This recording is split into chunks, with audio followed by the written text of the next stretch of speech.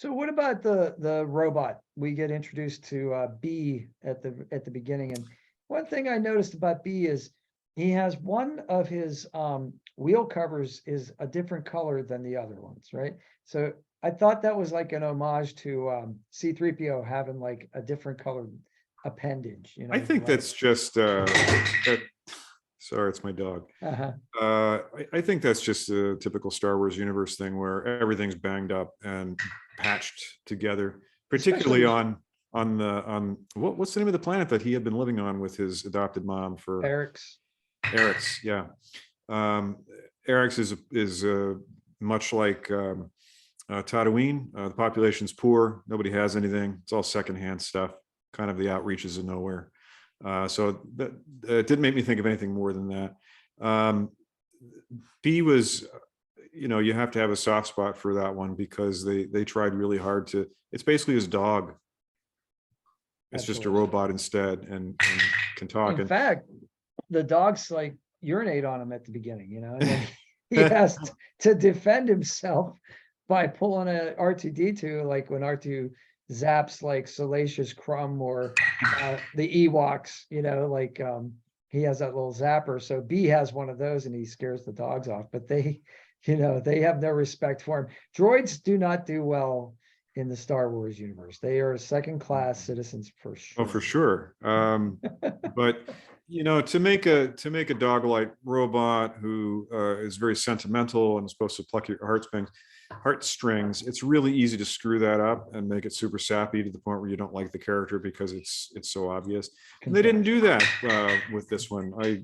It was used sparingly. It was used at kind of the slow and tender moments to make certain scenes more poignant. So I thought they handled that really well.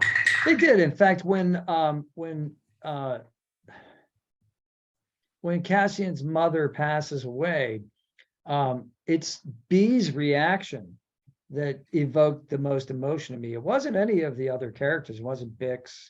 It wasn't the other guy, that Cassian's buddy. I guess I could pull the name out, but it was. But that speaks to the fact that those characters were in the background for me. It was B's reaction to, you could stay the night, like that kind of thing. Okay, just one night.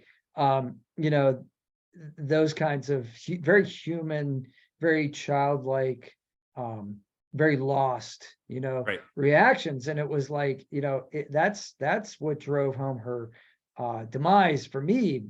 Certainly wasn't Andor's reaction. He's cold and he's stoic.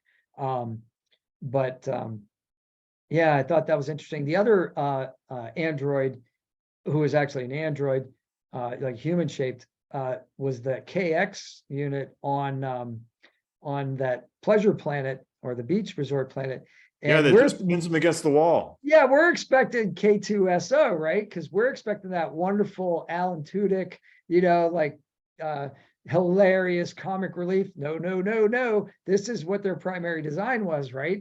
They're just gonna they're enforcers, right? Yeah, they're enforcers. Yeah. But he didn't mean hang, he meant like watch. They're like hang, and he pins him against the wall.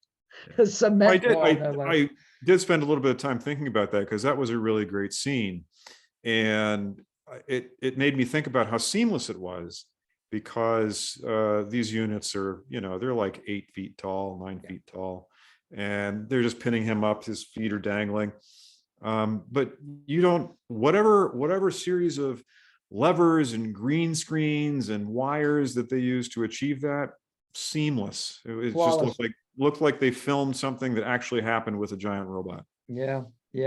And that, of course, you said with the feet off the ground and being held by the neck, of course, evokes Vader. So you got the ultimate Imperial being like, what's the word? I said invoked, but that's not the right word. Anyway, Like they're calling your mind back to like the start of the original Star Wars movie, which is great.